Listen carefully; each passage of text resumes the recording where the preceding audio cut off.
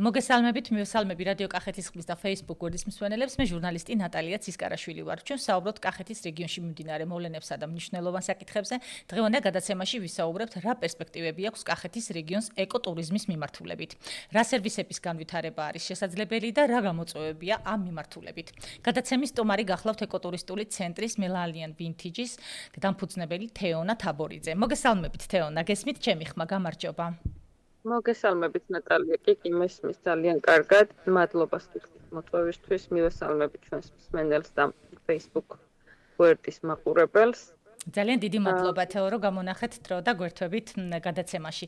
დავიწყოთ მოკლედ ჩვენი გადაცემა და როგორც დავაანონსეთ, ვისაუბროთ პერსპექტივებზე, ჯერ ზოგადად შევაფასოთ, თუ რა ზოგადად მუნიციპალიტეტს და თუნდაც რეგიონს ეკოტურიზმის მიმართულებით რა პერსპექტივები აქვს, რა გამოწვევები არის ამ მიმართულებით, ეკოტურისტული სერვისების განვითარების მიმართულებით და შემდეგ უკვე რომ ვისაუბროთ იგივე მელანიან ვინთიჯის მაგალითზე თუნდაც და შემდეგ უკვე ჩავშალოთ ჩვენი საკითხი. მადლობა კიდევ ერთხელ.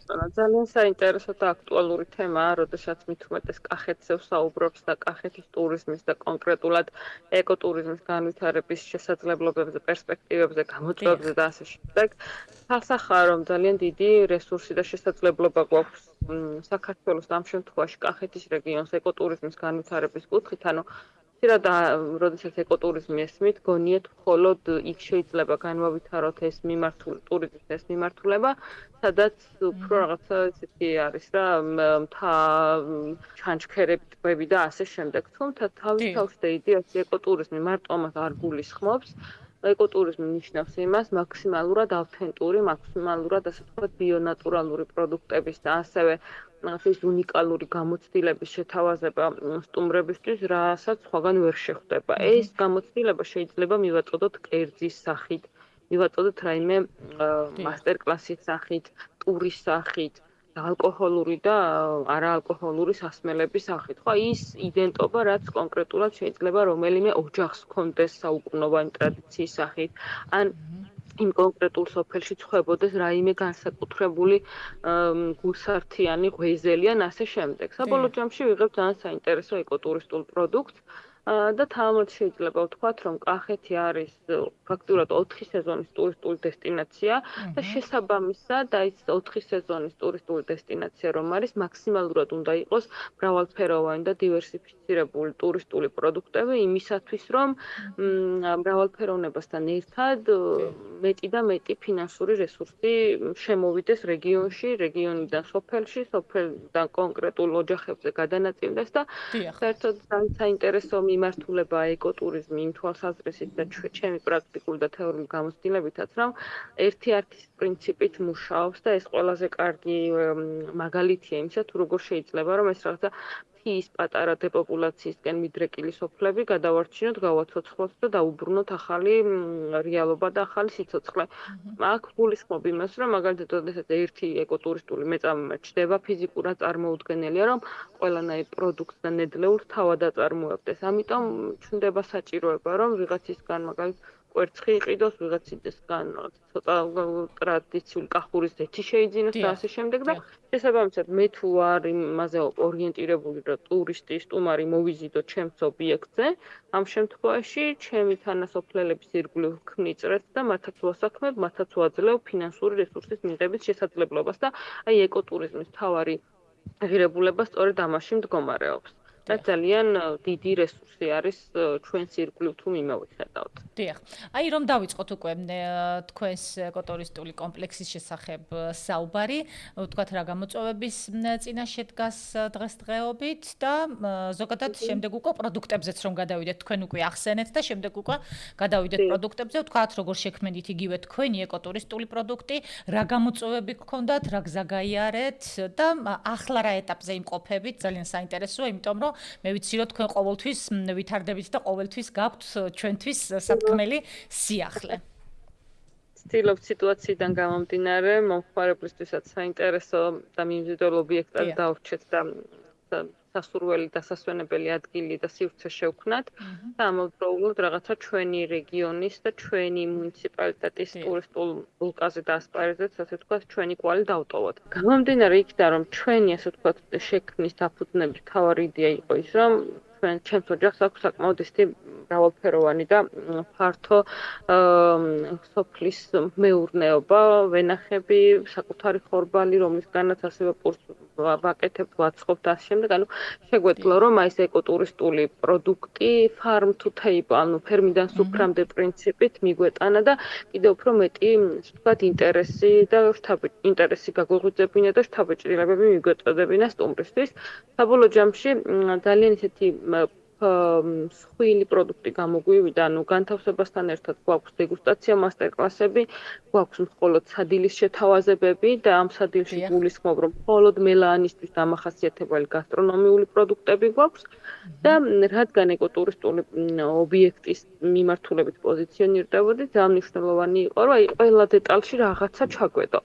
და პირველი მთავარი იყო, რომ რაღაცა დილას საუზმეზე არ უნდა ყოფილიყო ჩემთან ინდუსტრიული ჩაი და აქ უკვე რაღაც ბებიის დანატოვარი ზეპის სიტყვიერი, ესე თქვა, ცოდნა გავაცოცხლეთ და დავიწყეთ ეს ჩვენს ირგვლივ არსებული სამკურნალო მცენარეების მოგროვება, გაშრობა და ჩაის პროდუქტად გარდაქმნა.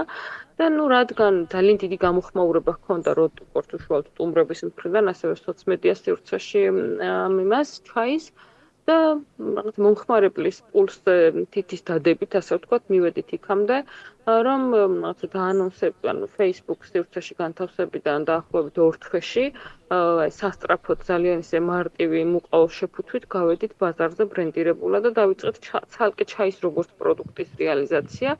მერე უკვე იყო სხვადასხვა საერთაშორისო დონორი ორგანიზაციის მხარში დგომა, მივხვდით, რომ იმიტომ რომ ჩვენი პროდუქტი გარდა სასარგებლო და სამკურნალო თვისებებისა ძალიან კარგი ვიზუალიზაციით ხასიათდება, ყვავილოვანი ჩაები, რაღაცა სიმწვანე, სიფერადე, სიჯანსაღი კიდევ უფრო მეტად იგრძნობა, ასე ვთქვათ. და საჭირო იყო რომ ყოფილიყო ისეთ შეფუთვაში, სადაც უფრო მეტად კარგად გამოჩნდებოდა და მივედით ახალ სრულიად ეკომეგობრულ შეფუთვამდე. ეს არის შუშის ქილა კორპის სახურავით და თავდახურული, სადაც ტრანსპარენტია და კარგად ჩანს პროდუქტი, რასაც ყიდულობს მომხმარებელი და არ აქვს იმის განცდა, რომ გავხსნის შიგნით რა დამხვდება. წინასწარ ვხედავ, რომ ეს პროდუქტი როგორია ვიზუალურად, ხარისხობრივად და გემოვნური თვისებები უკვე ცალკე და ეს პროდუქტი დაპოზიციონირდა ძალიან კარგ სასაჩუქრე, სასუვენირო ვარიანტად, ანუ ჩვენთან მოსული ტურისტებიც აუცილებლად წასვლისას ყიდულობენ. გარდა ამისა, სხვადასხვა მაღაზიებში, ფესტივალ გამოფენებზეც ვაკეთებთ რეალიზაციას და წეგან თქვენ თქვით ნატალია, რომ საყიდით ესეთი წარმოებული პროდუქტები რა გვაქვს, ლოგიკურად და ავტომატურად მივედით იქამდე. ჩაი აღმოჩნდა ისეთი პროდუქტი, რომელიც რაღაცნაირად მუდმივად ითხოვს განვითარებას და ჩვენი, ასე ვთქვათ, ცოდნით, გამოცდილებით და ინსპირაციით ვეშველებით და ვცდილობთ, რომ წინ და წინ წავიდეთ და მით უმეტეს ახლა ვისაუბრებ იმ გამოწვევებზე, რაც ზოგადად განთავსების და მასპინძლობის ინდუსტრიას უდგას, ძალიან ჭირს ხარისხიანი და ჩვენთვის საყვარელი ევროპული ბაზრის ტურისტები ხართ, ჩემი სივრცე ძალიან ესეთი იყო ძალიან უყვართ გერმანელებს და მაგ მხარის ქვეყნებს, ავსტრია, გერმანია და ასე შემდეგ, პორტუგალიაც ასევე და ცოტა უკვე გაგვიჭირდა მოკლედ წელს ძალიან ცოტა მომხმარებელი შემოდის ევროპის ბაზრიდან, მიმდინარე მოვლენებიდან და სიტუაციიდან გამომდინარე.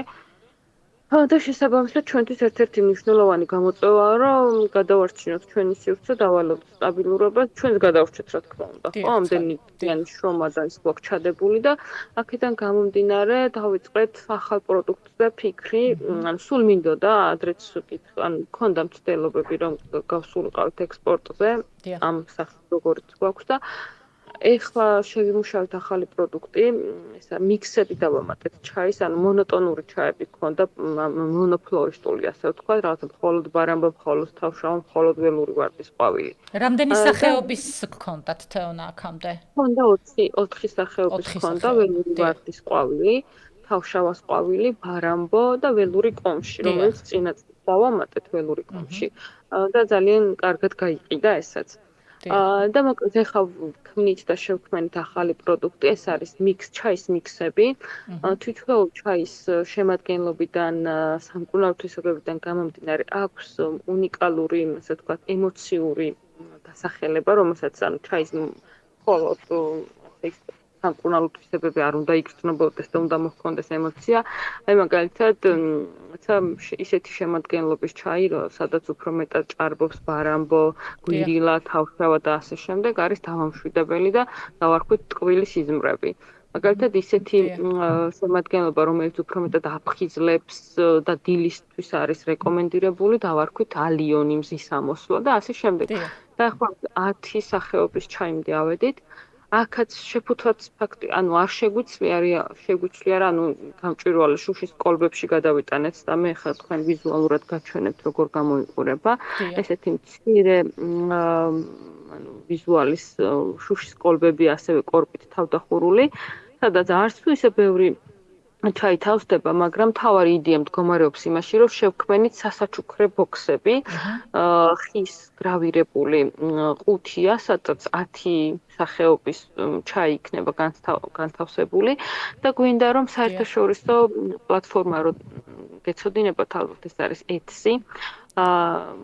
ყველაზე მარტივი გზა, ასე ვთქვათ, საექსპორტო ვარიანტში, აი Etsy-ზე გავდივართ და უნდა მოვსინჯოთ ეს ბაზარი, იმიტომ რომ როგორც გითხარით, გამოწვევები მასპინძლობის ინდუსტრიაში ძალიან დიდია და ბევრი და რა იქნება ხვალდაზე გარვიცით და რაღაცნაირად გვინდა რომ დავაზღვიოთ ჩვენი თავით საქმეც და ნახოთ რა გამოგვივა ამ კუთხით. ხო, ასევე ძალიან დიდი ხანი მინდოდა და ვერადა ვერ ვქენით.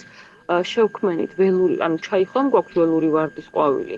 შევქმენით ასე ველური ვარდის ყვავილის მურაბა, რომელიც გამოვიდა საოცრად არომატული და მიმზიდველი და აი ამ სასაჩუქრე ბოქსში, სადაც განთავსებული იქნება ეს 10 სახის ჩაი, აუცილებლად მოყვება ეს მცირე სადეგუსტაციო მურაბის, ველური ვარდის მურაბის პატარა ქილა, პატარა ჩაის გამხსნელი, ღია ბარათი, შესაბამისი, ასე ვთქვათ, ტექსტით ვინ რა მიზნობრიობით შეიძენს და რაღაცნაირად დიდ იმედებს ვამყარებთ ამ პროდუქტზე და იმედი მაქვს, რომ ისეწავა როგორც სხვა სახეობების ჩაის გაყიდვები წავიდა კარგად. დიახ, ფაქტობრივად ამოვწურეთ. ჩემს შემდეგ კითხვებზეც უკვე გაეცით თქვენ პასუხი, ასე გამოვიდა კი. ავტომატურად ასე გამოვიდა. ფაქტობრივად სამომავლო გეგმებზე მინდოდა მეკითხა და უკვე ისაუბრეთ კიდევაც სამომავლო გეგმებზე და თქვენ თვითონ თუ დაგჭათ რაიმე სათქმელი, აი შეჯამებისკენ რომ წავიდეთ უკვე, კიდევ რამე ხომ არ გაქვთ სათქმელი ჩვენი მაყურებლისთვის და მსმენელისთვის? ძალიან დიდი მადლობა პირველ რიგში თითოეულ მსმენელს, მაყურებელს და ჩვენ სტუმრებს უშუალოდ პროდუქტის მომხმარებლებს რომ გვირჩევენ. და რა შეიძლება, ანუ ესე ვთქვათ, მესიჯად რომ დავტოვოთ, ხო? უნდა ვეცადოთ თითოეული მეწარმე, რომ ჩვენი წილი აგური დავდოთ ჩვენი ქვეყნის ნათელს, ასე ვთქვათ, მომავალში, იმისათვის, რომ რაღაცნაირად ამდენწლიანი შრომა, გარჯა და წვალება თითოეულ მეწარმეს წყალში არ ჩაგვივარდეს და გქონდეს განცდა იმისა, რომ რისთვისაც ვშრომობთ, ასე თუ ისე შესაბამისი, ასე ვთქვათ, დაფასება და ეფექტი ექნება როგორც ჩვენთვის, ასევე ჩვენს ირგვლივ არსებული საზოგადოებისთვის, რომლებიც ასევე სარგებლობენ ჩვენი წარმატებით, ასე ვთქვათ. ძალიან დიდი მადლობა თეონა, რომ მოიცალეთ და ჩაგვერთეთ გადაცემას და კახეთის ხმას ვუსურვებ. ძალიან დიდი მადლობა. დღეს ჩვენი გადაცემა დასრულდა, მე გემშვიდობებით მომავალ შეხვედრამდე.